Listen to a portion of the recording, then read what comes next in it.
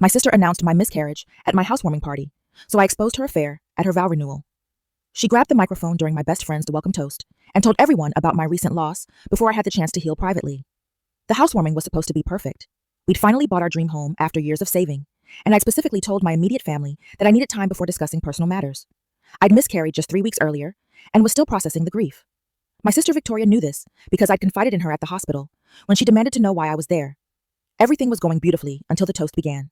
My colleague Sandra was halfway through welcoming us to the neighborhood when Victoria stood up from her seat and walked straight to the front. She took the microphone right out of Sandra's hand and said, "I think everyone should know they were planning to fill it with a baby, but sadly that's not happening anymore." The room went dead silent.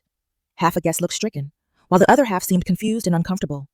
My husband's hand found mine and held it tight. His mother started crying.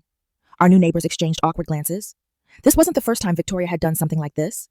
She'd announced our father's cancer diagnosis at our cousin's wedding reception 3 years ago, claiming people deserved to know the truth.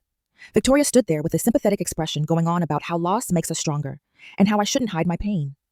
She actually said, being ungrateful, I was helping you. Now you don't have to pretend everything's fine.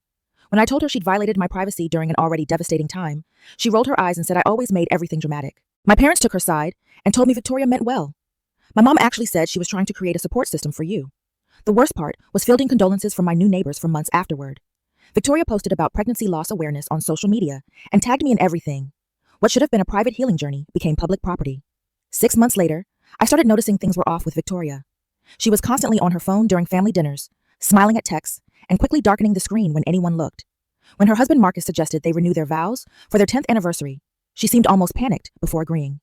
My friend Rachel, who worked at the Hilton downtown, mentioned she'd seen Victoria there multiple times, always requesting the same room, always during lunch hours, Rachel had said, to her dress. Fixed her hair and held her bouquet. Victoria made comments throughout the morning about how I probably couldn't handle all this romance given my loss. She actually said that those client lunches are actually afternoon affairs with his best friend. Room 412, if anyone needs specifics for the divorce papers. Understands why some things should stay private until the person living them decides to share.